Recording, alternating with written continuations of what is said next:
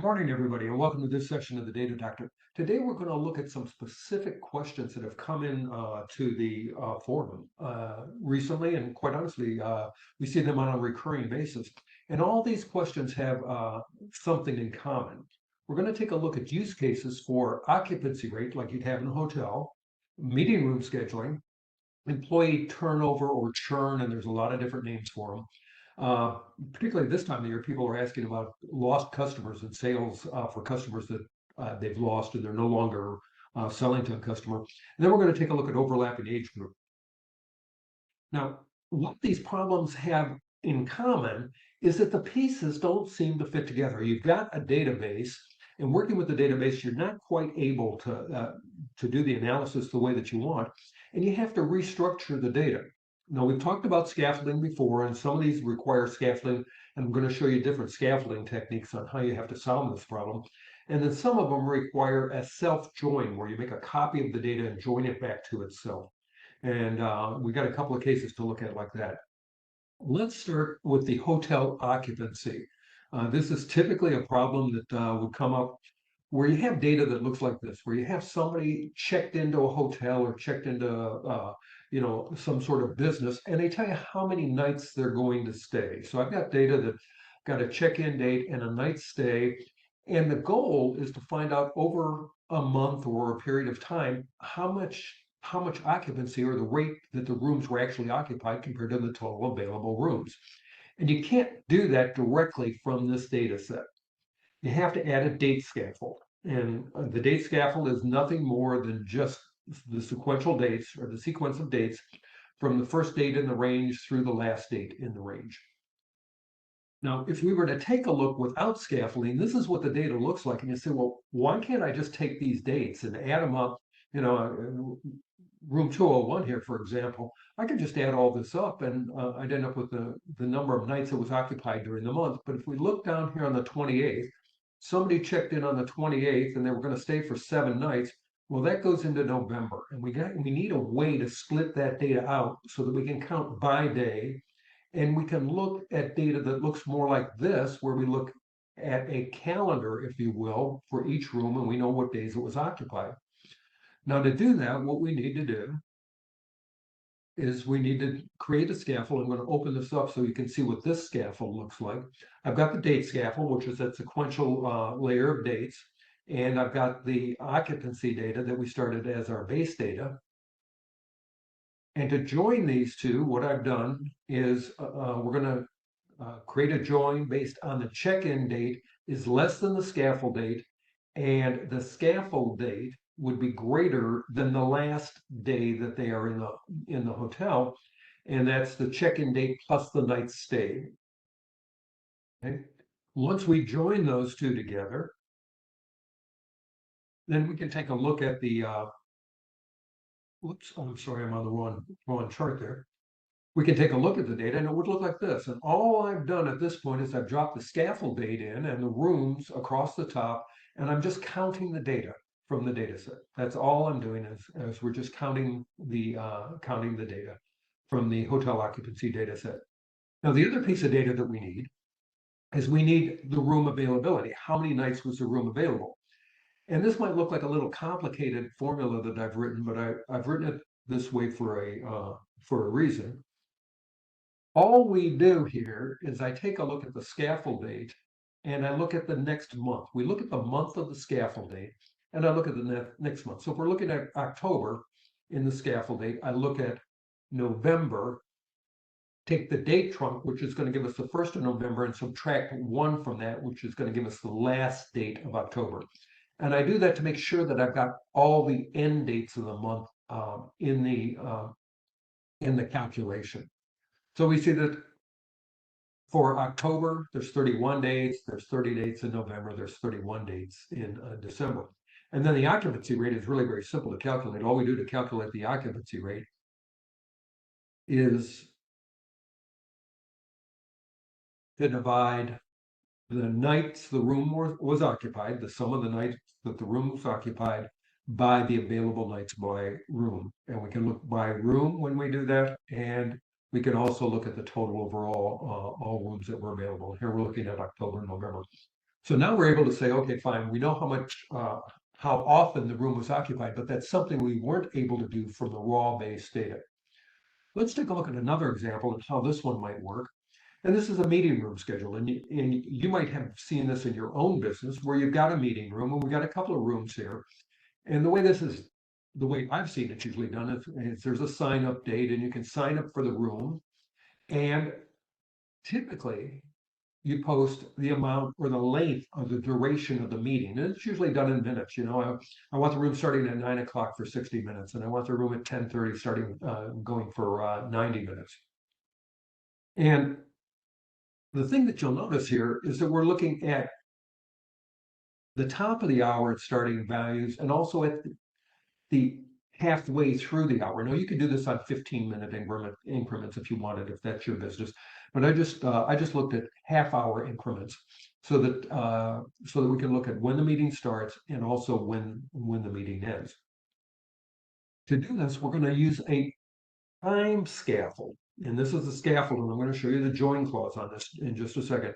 And I just took a look at the hours that the rooms are available from 8 o'clock in the morning to this is 7 o'clock at night, and at half-hour increments. And this is how I join the data together. And this is what's known as a Cartesian join. You may hear people talk about a Cartesian join. All we do is create a join clause by editing the join clause, opening this up, and creating a join clause. And I created a join clause where 1 equals 1. And what that will do is it'll take each record of this data set and join it with every record of that data set. And once we've done that, we've got data that we can look at the half-hour increments for when meetings start and when meetings end. And all we have to do to determine whether the room is active or not is we can write a very simple formula at that point, and it just says, if the start time of the meeting, I need to show you 2 more equations. If the start time of the meeting is less than the scaffolded time, and the meeting end time is greater than the scaffold time, then the meeting's in use. Otherwise, it's available. And to do this, I've got an end time.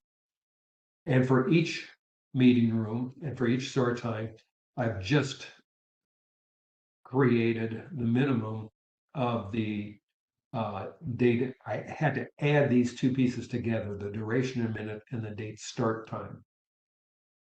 And in this calculation, I use make date to create this actual end time. We're adding the day plus the time off the scaffold to create that end time. And that's all it takes to create a schedule that will show you when the meeting's in use and when it's not in use. And you can lay it out like this if you wanted to look at it in some sort of graphic form. The problem we're going to look at is turnover rate. A lot of people refer to this as churn rate, and I know the churn rate and the turnover rates that I've seen in business, and I also looked online, and there's a lot of different rates that are used to calculate the churn rate or the turnover rate. Typically, you'd start with a data set that looked like this, where you had each employee identified, and you had the date that they were hired and the date that they were terminated. And the objective is to determine the turnover, and we're going to look at turnover here, by month. And the definition that we're going to use, and I know your definition may be a little different, and you might have to adjust this a little bit to account for your definition of turnover rate or churn rate. But the turnover rate is going to be the number of employees that were terminated divided by the number of employees that were active at the start of the month plus the new hires for that month. That's just the definition that we're going to use. And I'm going to take you out and show you how we join these 2 things together. And this is a little bit different join clause. We're going to use that Cartesian join again to join every record of this data set to that data set. But to reduce the amount of data that's out there, I'm only going to look at records where the hire date is less than the scaffold date. So it'll reduce the amount of records that we have out there. Someone's probably saying, well, why didn't I look at the termination date at this also? Well, I've got some nulls, and you can see one right here for a termination date. So that's an ongoing set, but I can reduce the amount of records we look at with this clause as part of the join. And once we've done that, we can come back and we can look at our scaffold dates. And I'm just looking at 2022 in for the purposes of what we're doing here. And we can look at who's active at the first of the month. And if this is true, this is the same type of calculation that we used in the previous example. All we're doing is we're going to look to see if the hire date is less than the scaffold date and the termination date is null. That means they're still active. Or the other case is where the hire date is less than the scaffold date and the termination date is greater than the scaffold date. And if so, I just capture the employee number and we'll count those. And you can see that, this guy was hired in 2015 and he's still active through the entire period. And this person was terminated in 2015, so he's not in the data at all. And we can see that this person was terminated in February, so he's active in January, active in February, and he was active at the start of the month in February. He was terminated in February. And we come back and we calculate who was hired during the month, and this is just really a very simple calculation. And all we're doing here is we take a look to see if the month of the date of the hire date equals the month of the scaffold date, and if so, we get the employee name.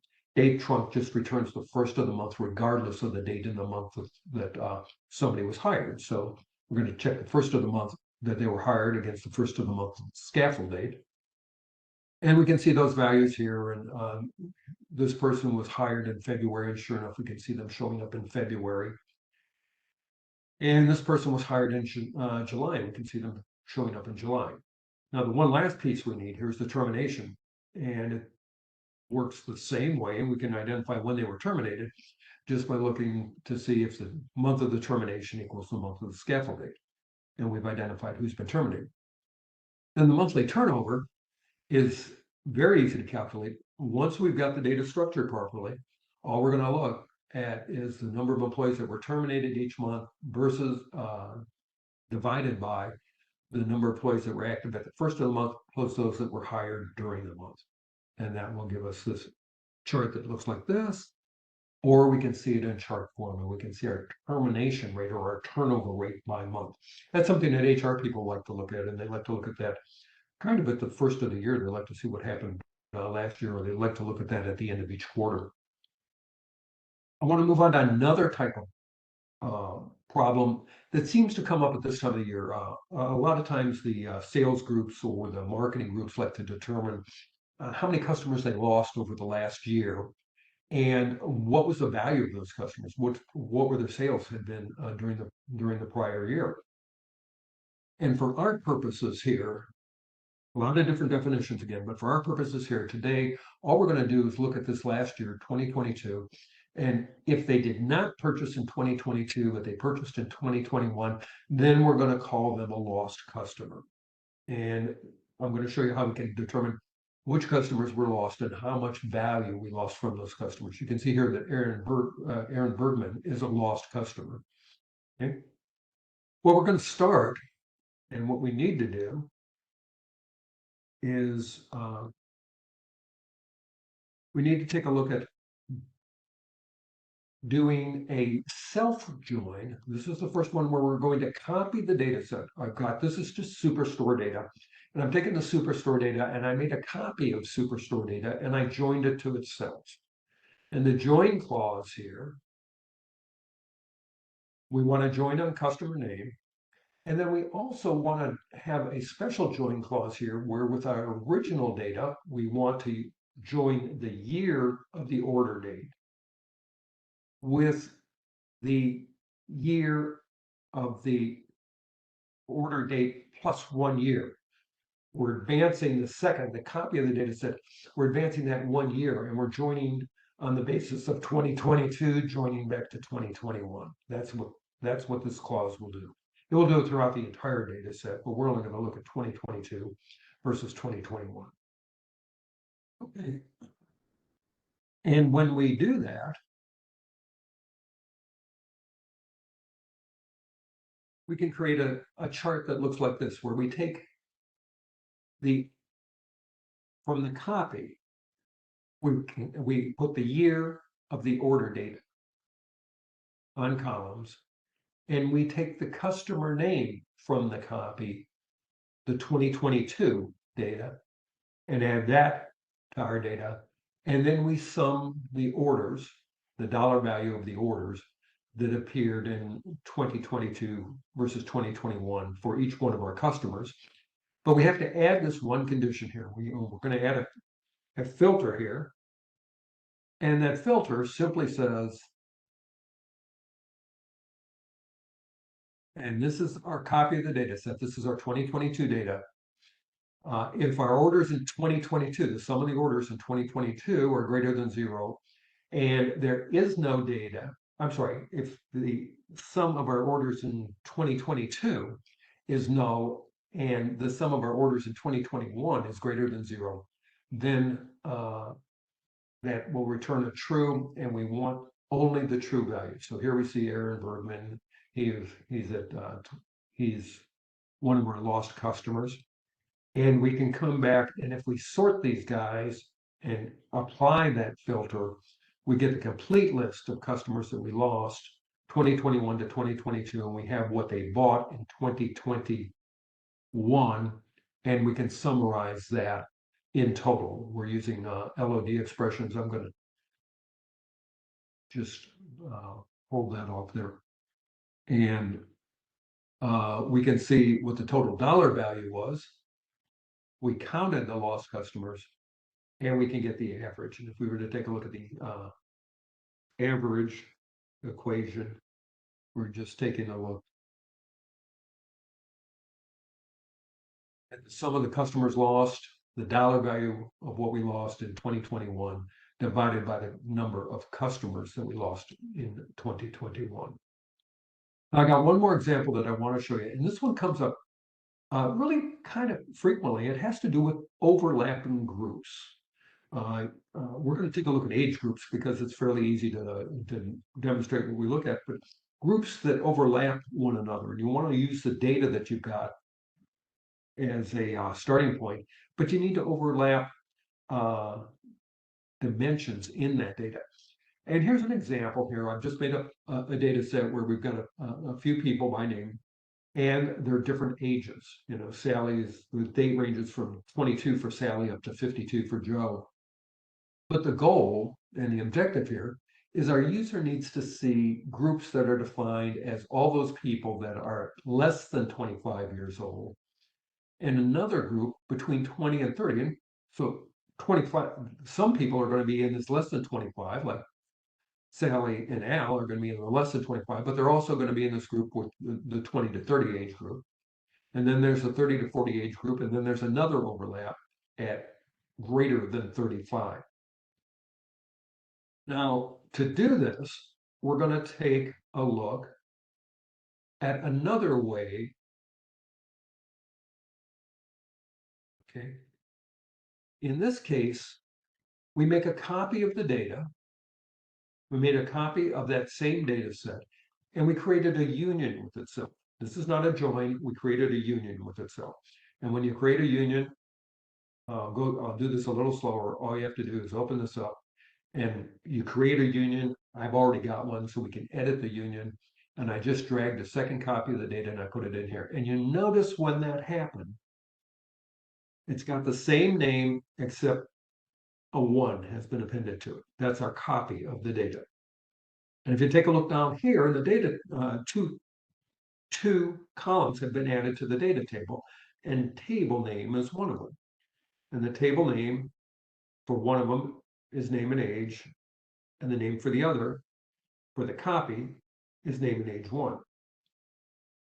So if we want to group the data together, we can look at the copy and the original separately, and use one to determine the overlap and one to determine just the straight groups. And this looks a little more complex than what it is, but all this does is it says if I'm looking at the copy of the data, that's name and age 1, the copy of the data, and the age is less than 25, then create the group less than 25. And if I'm looking at that copy of the data again, else if I'm looking at the copy of the data and it's over 35, create the group over 35. If that's not the case, use the original data set. And if the age is over 20 and less than 30, then that's a 20 to 30 age group. And if the age is 30 to 40, then that's a 30 to 40 age group. And now I'm going to show you the filter here. We need to remove the nulls that are in the data. And the nulls that are in the data are the parts of the copy and the original that don't fit in the 20 to 30 age group or the 30 to 40 age group for the original data, and the less than 25 and the greater than 35 for the copy of the data. And we've just removed the nulls. That's all we've done. And we can see how these are grouped, and you can see these overlap. And it's a little easier to see if you do something like this. We can see the less than 25 age group, Sally and Al are in that group, and they come from the copy of the data. In the 20 to 30 age group, here's Sally and here's Al. They're still in the group, along with John and Ellen, and these come from the original data. In the 30 to 40 age group, from the original data, are Steve and Mary, and from the copy of the data, the over 35 age group includes Steve and Mary, but it also includes Joe and Bob, who are over 35 years old. Okay. Well, that's what I wanted to share with you today. I wanted to show you 5 examples of problems that we see frequently that really require you to restructure the data. They're pretty much all the same when you think about it. If you're sitting there and you can't get the data to form the analysis you want, chances are the data structure does not meet the needs of the analysis. Sometimes you have to scaffold the data, and I'll show you 3 different ways of scaffolding the data and how you can limit the amount of records that end up scaffolding the data. And other times you have to make a copy of the data itself and either join it or create a union back to itself. Okay, think of those the next time you find yourself with a data set that you just can't get the analysis done. I hope that helps you. I have all of this information is included out on my blog at jimdaner.com.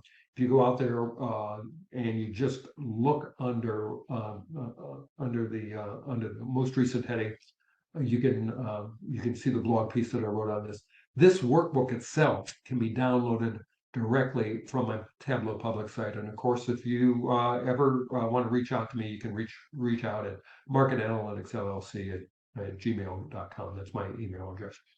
Thank you very much, and I hope to see you again next month.